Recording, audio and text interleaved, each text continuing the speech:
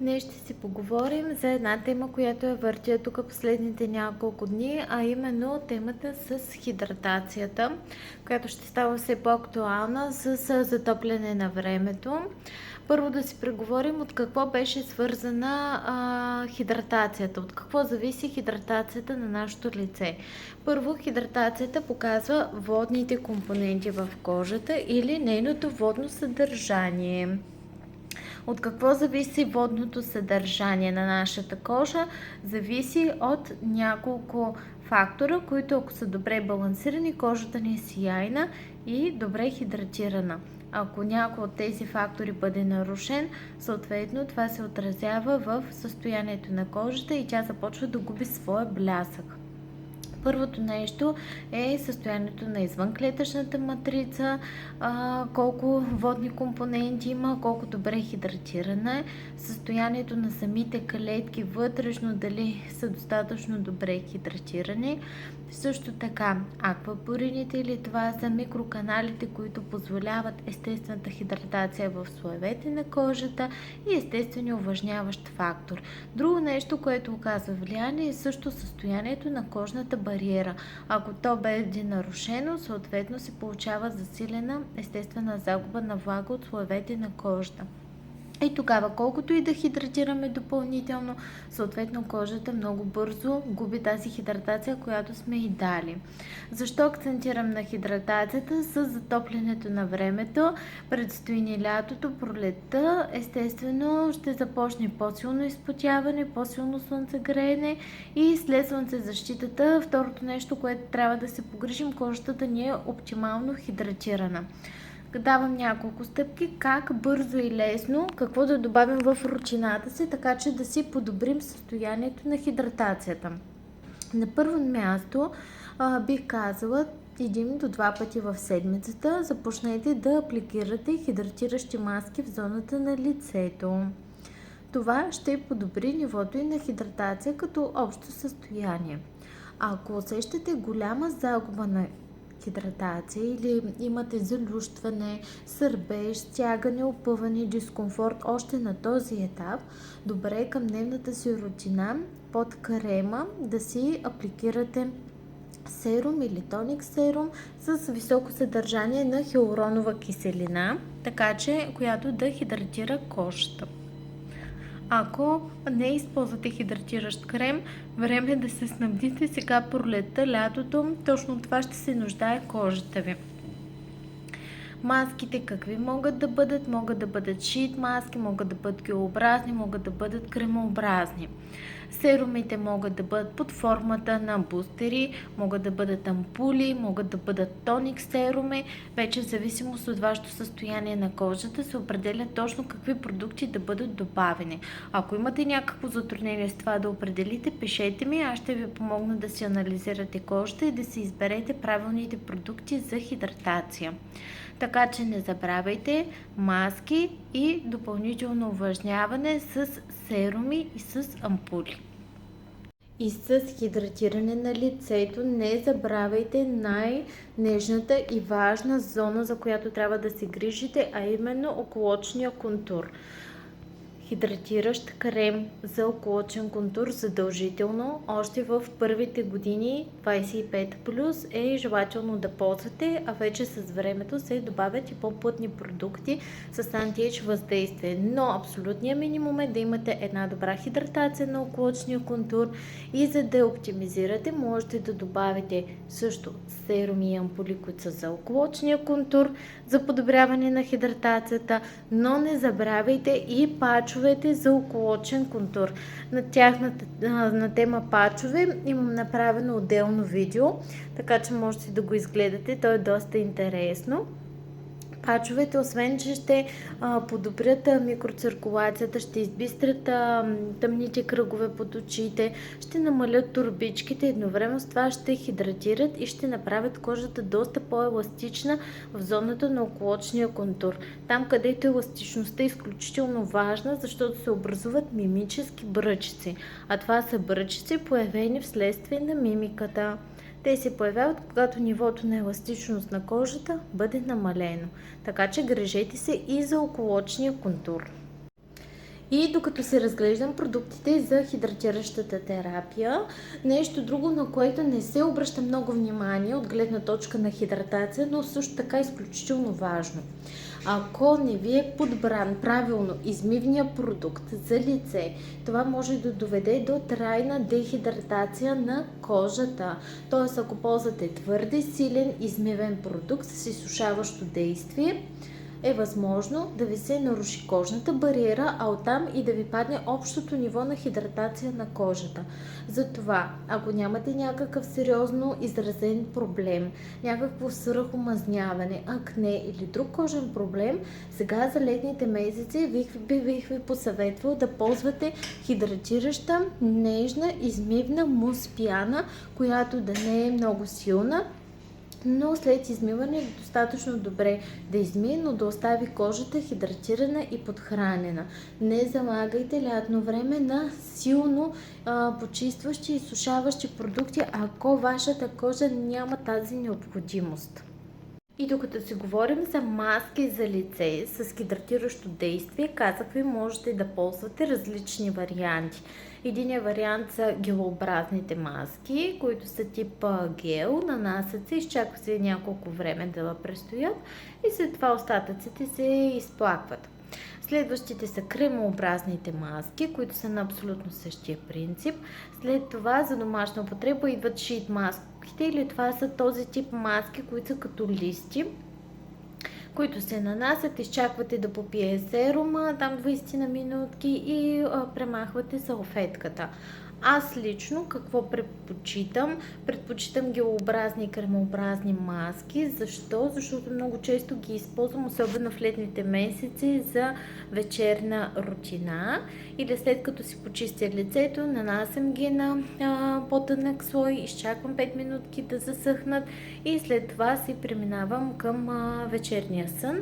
На сутринта просто изпаквам недостатъците, остатъците от самата маска и си преминавам към дневната грижа. Много по-бързи и лесни са за употреба. Използвам ги от тази гледна точка. Естествено, като всяка майка, пестявам време и усилия. Така че ако трябва от нещо да спестите или нямате достатъчно време, този тип маски са по-удачни за ползване. Сега, ако разполагате с време, можете да си полегнете, да се релаксирате, да се насладите на процеса или да си нанесете в спато маска. Тогава си вземете от шит маските. Те са доста по-богати на серуми и добре увлажняват кожата. Въпрос относно хидратацията с серум концентрат или тоник серум или ампула. Кое от трите да се избере за оптимална хидратация? Ще ви кажа по каква степен можете да ги добавите. Тоник серумите, които са, те много добре увлажняват, много добре хидратират и имат двойна роля. Могат да се използват и като тоници и са обогатени с дълбоко увлажняващи съставки. Този, който аз ползвам, е с хиалуронова киселина и ниско и високомолекулярна хиалуронова киселина. Кототеко, пантенол, урея, има доста активни съставки вътре с увлажняващо действие. Принципно зимно време си го нанасям него, вместо да ползвам тоник, след измиване нанасям него, едновременно се тонизира и хидратира кожата. Летните месеци, когато тази хидратация не ми е достатъчна, тогава под самия крем мога да нанеса и концентрата. А ампулите са като домашна интензивна грижа, която вечер, след измиване, преди да се нанесат нощните продукти или нощната хидратираща маска, тогава се слагат и ампулите. Така че няма смисъл да ги нанасяте през деня, просто защото те ще се изперят и няма да окажат абсолютно максималното си въздействие върху кожата. И да, един от най-трудните проблеми относно хидратиращите линии и продукти е как да намерите хидратиращ крем, който да хидратира добре, да е достатъчно лек, но и достатъчно плътен, така че наистина кожата да остане хидратирана и добре запечатана. Днес ми зададе клиентка този въпрос, как да разбера, че крема е подходящ за мене. Много просто. Крема е точно като обувката. Той трябва да ви е комфортен. Какво означава това? Когато нанесете даден крем в зоната си на лицето, трябва след него крема да попие, да остави кожата омекотена, еластична, но по повърхността и тя да не е омазнена, да няма излишен фюм и съответно напипане да не лепне и да няма видими остатъци. Това е добър продукт. След като го нанесете, наистина трябва да усещате комфорт в движенията и в мигмиките си на лицето. Ако усещате все още сухота, придърпване и лек дискомфорт, това означава, че самия крем не ви е достатъчен. Или има необходимост от по-интензивна хидратация или по-висок процент липиди в състава си. Това вече го консултирайте с вашия специалист, да си изберете правилния продукт. Но основно правило, като го нанесете, продуктът трябва наистина да ви е много комфортен.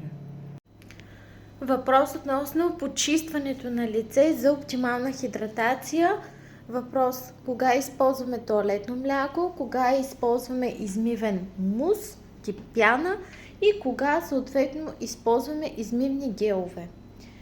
В зависимост от състоянието на кожата и нивото и на хидратация. Съответно, когато кожата е суха или зряла, тя е с голям недостиг на липиди. Тогава избираме хидратиращо измивно мляко.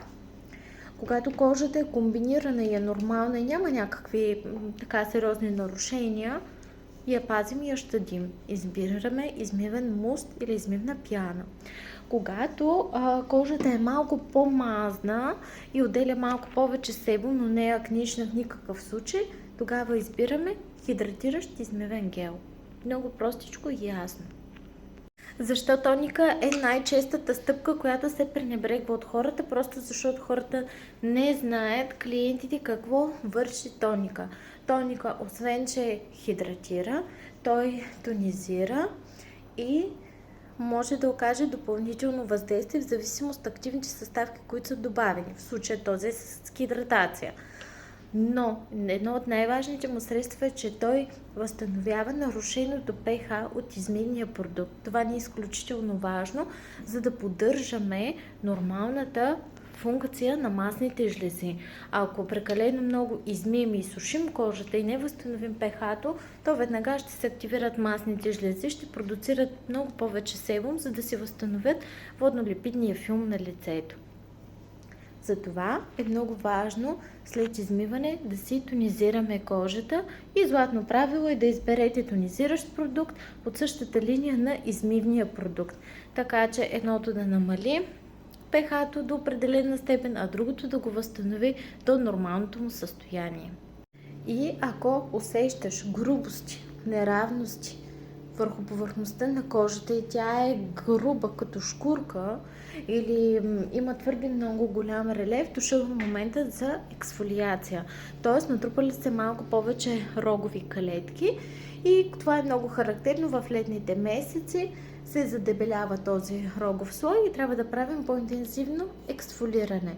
Ексфолиантите могат да бъдат няколко вида за домашна употреба. Най-често са разпространени тези, които са с микрочастици и ексфолират на база на триенето на кожата от микрочастиците.